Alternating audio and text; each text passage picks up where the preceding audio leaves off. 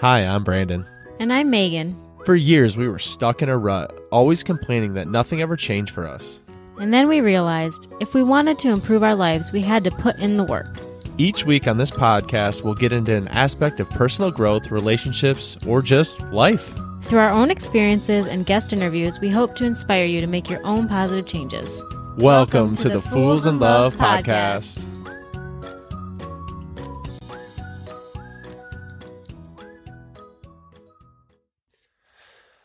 Well, here we are. Here we are. And here you guys are. Welcome back. Last week, we want to recap real quick. We talked through some of the inevitable relationship struggles, and we got through 4 last week. We did pretty well for ourselves, I'd say. We got through, the first is getting bored in your relationship. The 2 is not actually listening to your partner. The third is experiencing doubts about your relationship. And the 4th one we got to was you're just too dang busy, or you're just finding yourself spending less time apart. So if you haven't had the chance to listen to last week's episode, you might want to click pause and go back and do that. So this one makes a little bit more sense in context. But today we're going to get through even more of these inevitable relationship problems that if you haven't experienced yet, you're bound to soon.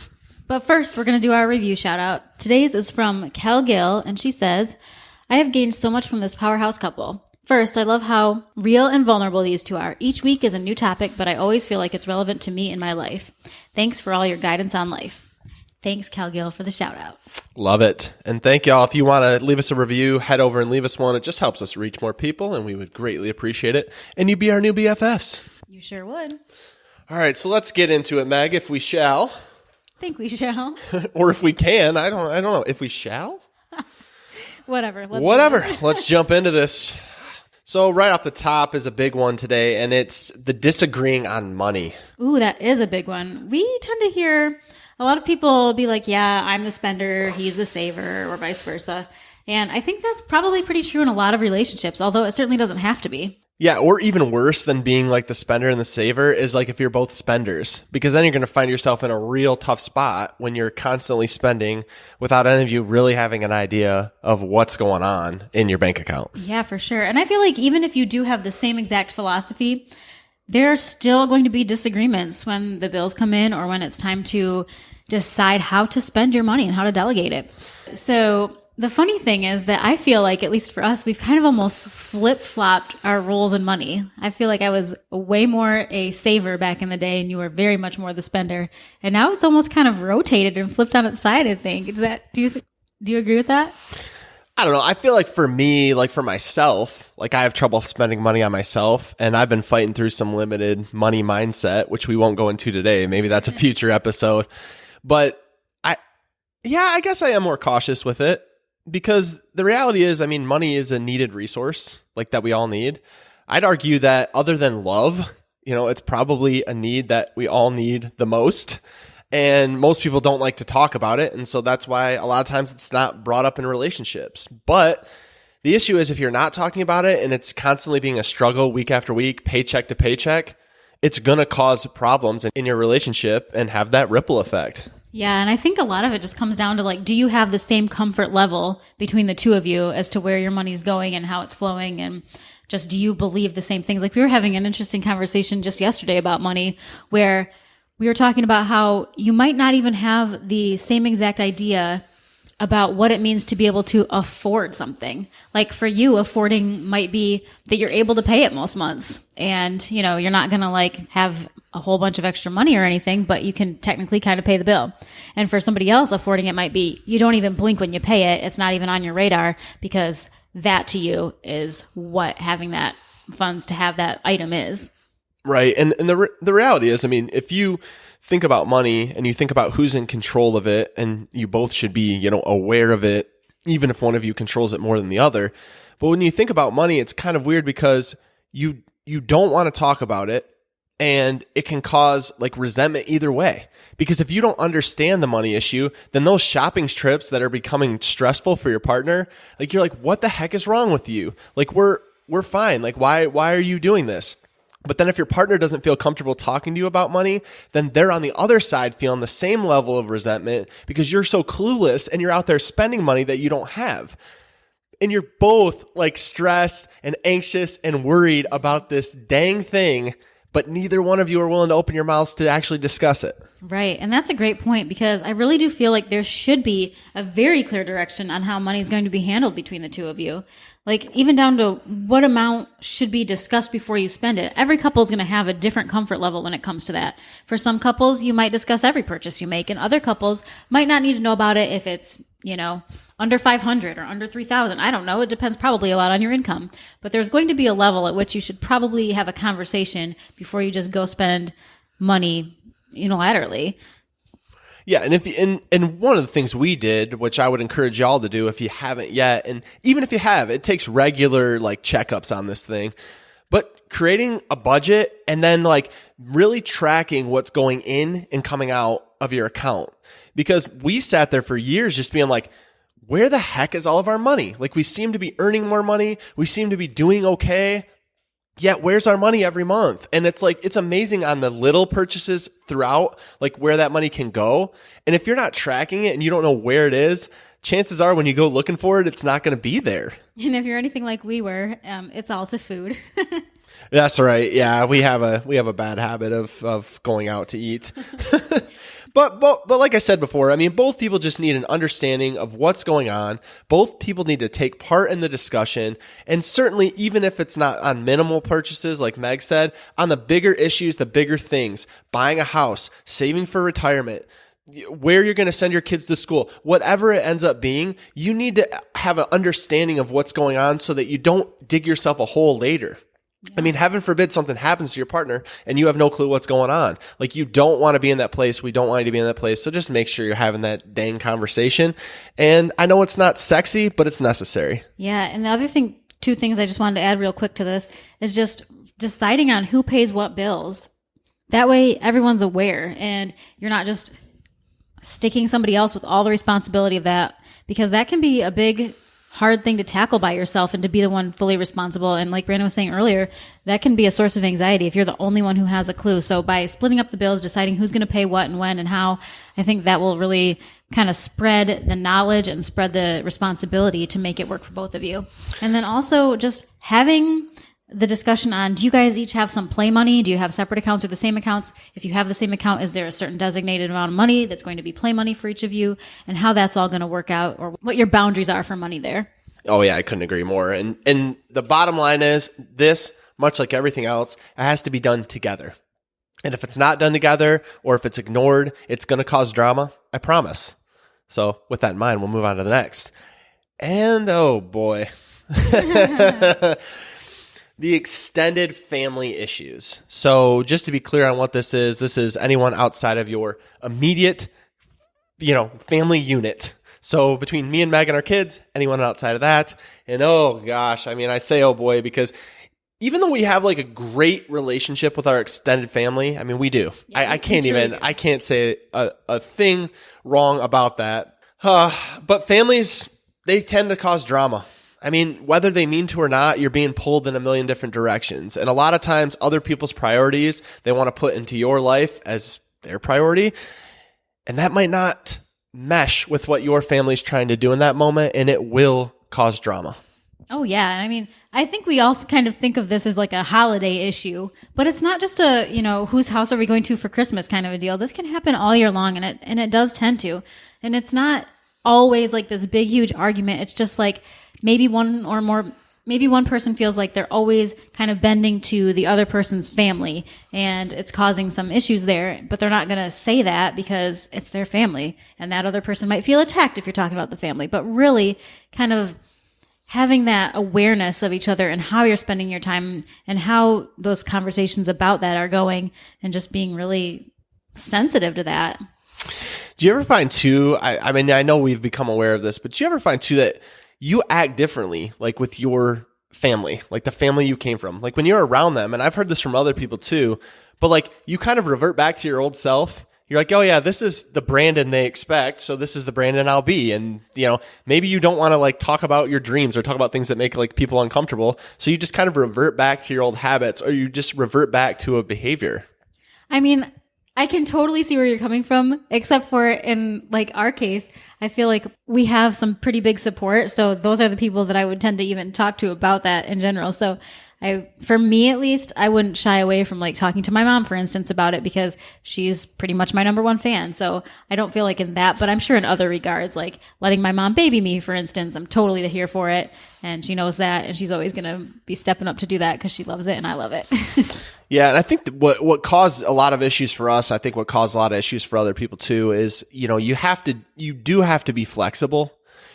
But like you said, it's like if you're bending completely for one person of your family all the time, or you're getting that late night phone call from your sister all the time, not you, but like in particular, or like, there's just different ways that you're getting pulled. I mean, I caution you do need to be flexible. You do need to be like able to bend for your partner, but then also give that permission in return to do that when it comes up. A lot of times we see where it's a one-way street for couples, like, oh, well, their family's more important and your family, doesn't so much matter because it's not my family. It's not what I care about. But you need to make these decisions together, because if you don't make the decisions together, if you don't have the conversation, it's going to cause issues, because the reality is your routine will get broken up. Things will have to be different. People being in your space, even like we live in North Carolina and most of our family lives in Michigan. So people coming and being in our space, even though we love them being here, it's a change to our element. It's a change to our environment. And so we have to like talk about that beforehand, prepare for that, and make sure that it's not causing added drama, because the reality is more people in your space, the more stress there could be if you let that happen. And if you don't have a conversation about it and you let that stuff creep in, it's going to be a bigger issue than it needs to be. So we just want you to have that discussion if family is becoming a drama or pain point for you, because it's a fluid situation, right? You just got to be able to roll with the punches, get through it, and remember that your partner and your family, the family you've built together, they come first. I know that's tough to hear. I know people don't want to hear it. I know they're like, but you don't know, and you don't know this, and you don't know that. But I do know is you and your partner, your family, they come first. I'm sorry. And it really did take us a lot of years to kind of remember that for ourselves even. So it's not like this was an easy lesson for us, and it's not like we had this figured out forever. We did take a long time to finally come to terms with like, we're going to need to do what's best for the four of us and not necessarily what's convenient or easy or best for everyone else, even though it's not always a popular opinion. Right. And one practical step here too, just I want to touch on this, is if you know events are coming up, if there's holidays coming up, if there's birthday party coming up, if your family does a family trip every year, whatever, if you know those things are coming up, have that discussion long in advance of when it comes up. I know things come up right away, but if you know something's coming, plan for it, have that discussion. Have your escape route, maybe, if it's something that you need to, have a safe word to get out of. But make sure you have that discussion, because if you don't, it's just going to be a problem, and we don't want that to be for you. And listen, when you do have these discussions and you're both kind of aware and on the same page, then you actually end up enjoying your time with your extended family way more. Like, we have totally and completely been able to just feel really in the moment with our extended family and just have really, really fun times with them, because we're like kind of together on this. We know what the other expects. We're not resentful of the other person's family time or anything like that. We've just really come to enjoy it and appreciate it. Okay, you ready for the biggest 180 ever in conversation? We're going to go now from the extended family to the next major struggle that you could have and probably will at some point, that dreaded drive spell. Oh, snap. Yeah. I mean, guys, life is hard and it's stressful.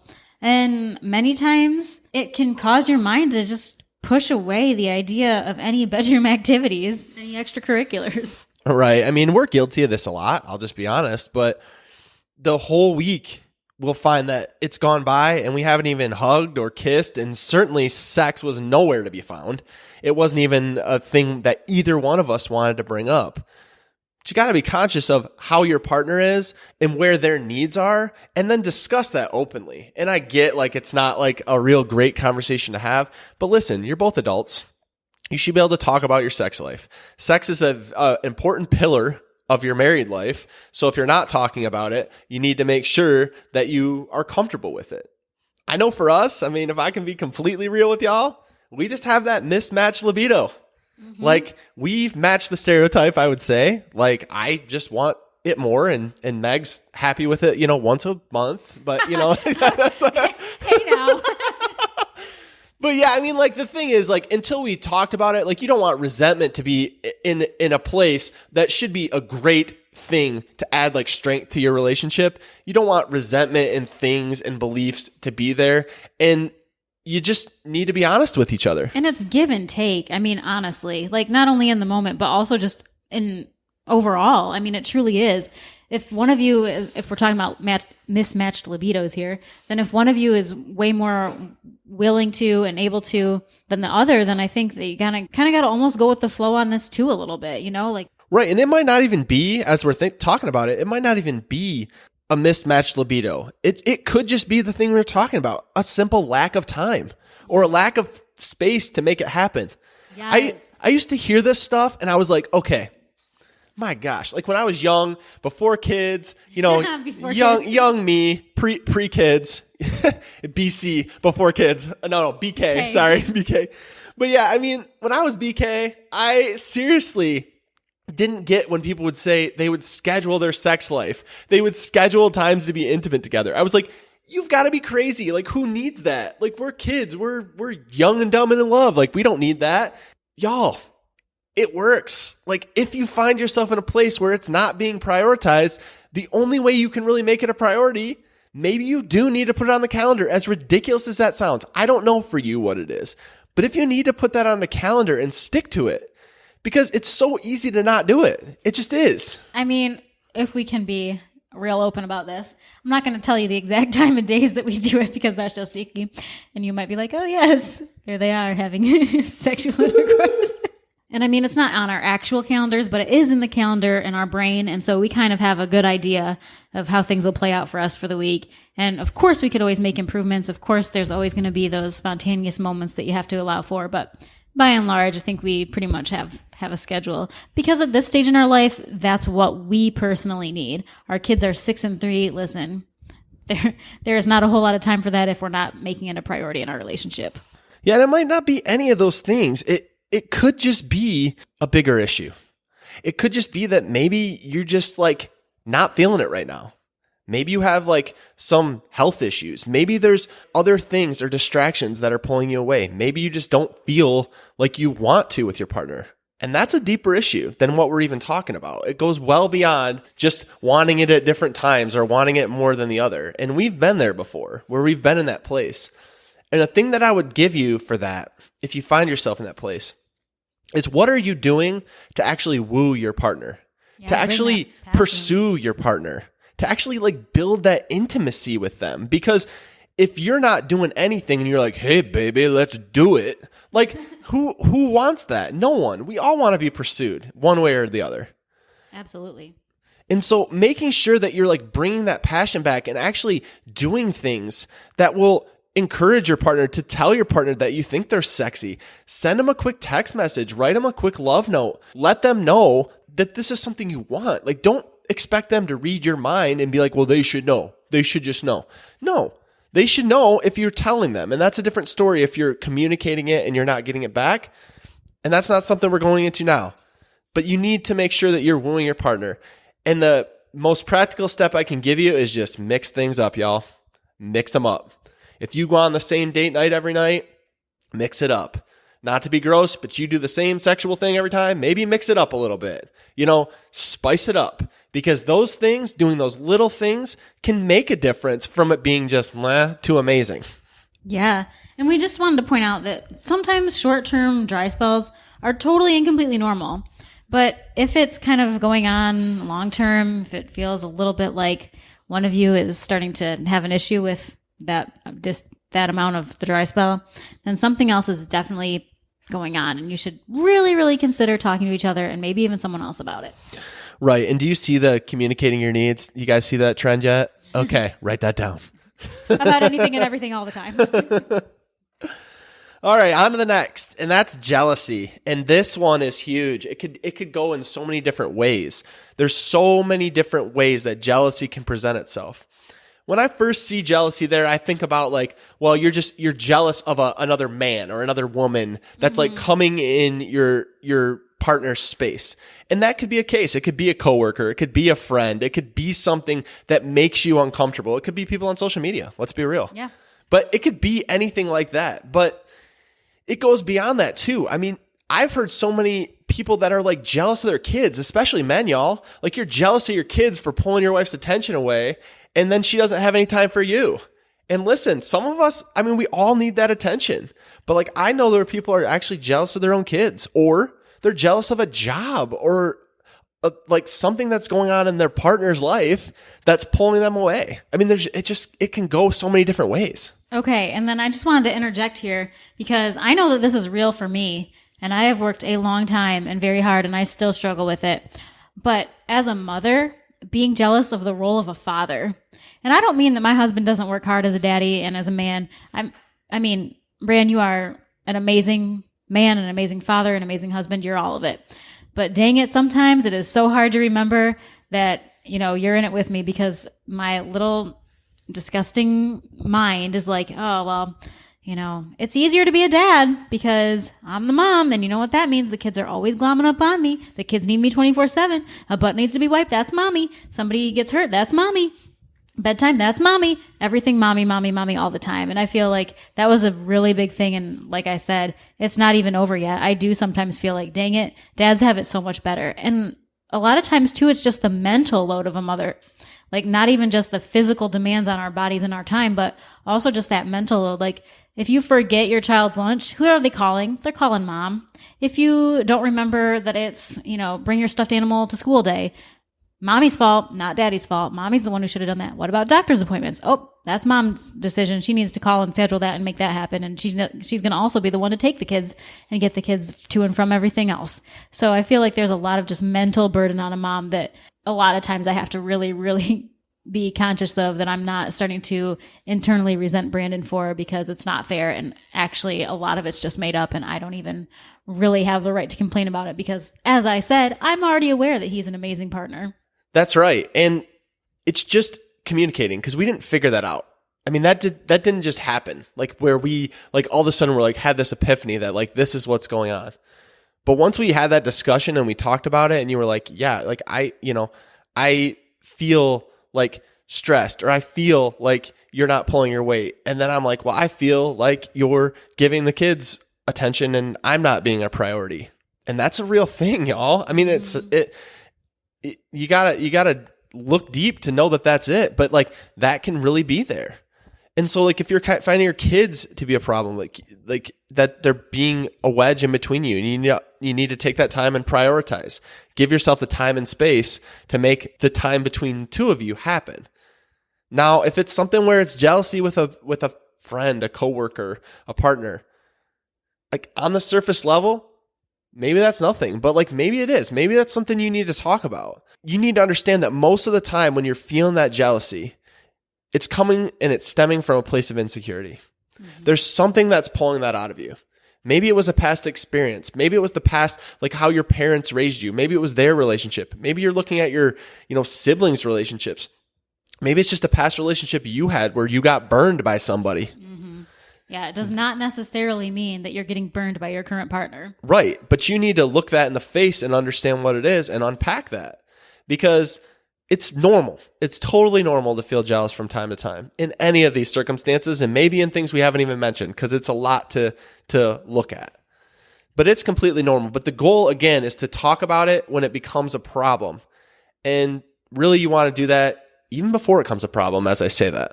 And I think it is really wise to take an internal glance and kind of see what's going on with yourself. If you do start to even feel just a tinge of it, a tinge of that jealousy, explore that and see what might be really going on. And if that's something that needs to be talked about, or if it's something you need to work through for a few moments before you go to the other person with it.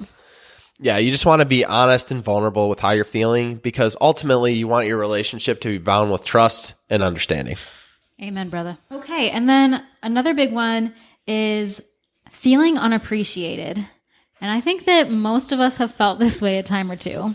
Yeah, I think a lot of times you can almost get to that place where you feel like ships in the night, or you feel like you're just feeling disconnected, or you just feel like no matter what you do, your partner doesn't seem to realize that you're doing it. Your partner doesn't seem to realize what you're bringing to the table. Like, it's like they're taking you for granted. That's the best way I can say it. You feel like they don't understand what you're bringing with, the stress you're carrying, the weight you're holding on to, the stuff you're getting done. And without that pat on the back, like it can be hard because all of us want that. We want to know that we're making a difference in our families' lives. Oh, definitely. And I think that, for me, as our relationship got longer, like as we've put more time into this relationship, it almost seems like with time, there's less of a need to really communicate like the, hey, thank yous, like all of a sudden something that 10 years I would have been like, oh my gosh, thank you so much. Now I'm just kind of like, yeah, he always does it. So whatever. Like it's not a thing because I'm just so used to it being there. I'm just it's just so normal for it to have occurred that I'm like, yeah, thanks. And I don't really take it for how amazing it is. Like the fact that you bring me coffee in bed every morning, for instance. I mean, I say thank you. It's not like I'm like, go away. But, it's a really big thing. I don't think that every woman in this world gets her husband to bring her coffee every single morning. And it is a big deal. And, because you've done it for so many years for me, I'm just kind of not even aware of what it really means to me until I'm consciously thinking about it in a conversation such as this. Yeah, there's power with that too. I mean, a lot of power. I hope y'all are taking that in because it's a slippery slope when you're just expecting that things will happen. Because like you said, like that's happening and it's just like, well, that's just the expectation. Like that's just what he does, or that's just what she does. Oh yeah, that's what they do. And then it's almost like you're discounting it. And I know we don't mean to because it's pattern, it's routine. Just be careful that you're not discounting your partner because that's the number one thing that'll make them feel like they're unappreciated, that they're unseen, that they're unheard, and having this feeling like we're talking about as a whole because you're doing all of these things and then you're expecting all these things. And so like the more that you do, the more that's expected of you and the more that's being taken for granted along the way because over time it just becomes like, okay, well, what have you done for me lately type attitude. And that's not the attitude that you want to have in your relationship. Oh gosh, no. And another thing that I was just thinking through is especially if you have a partner like mine who is very, very heavy on the words of affirmation for the love languages, I think that even plays a deeper role and means it's more important in those cases than it would be otherwise to really verbalize, write it down, say it out loud, however you need to do it. Just show your appreciation because that's how you're filling their love tank. And if you're never doing that, then they're just feeling unloved and underappreciated all the time.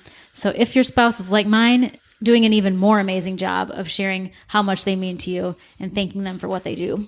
Yeah, and a real easy practical step you touched on there is figuring out how your partner receives love. Figure out what would make them feel appreciated. If your partner's coming to you and saying they're feeling unseen and unheard, then ask the question, what would make you, not in a negative way, what would make you feel more seen and heard? What are some things I could do to make you feel more appreciated? Because I really want to do that. I hear what you're saying. I'm receiving that. Now show me how to do that. And then actually listen and then actually do it. Because Meg could buy me gifts all day long and say, you're the best husband ever. Here's a new gift. Here's a new shirt. And I don't care. I don't care. Like that is not going to ever do anything for me. Right. You're not feeling appreciated. I'm never going to feel more appreciated. I'm never going to feel more loved. It's never going to tap into what I'm really talking about. And that's exactly what you just said. And you're right, because you have to understand how your partner is actually receiving the information you're giving them. Because you could try to be communicating the wrong way a lot, and it's not going to serve either one of you.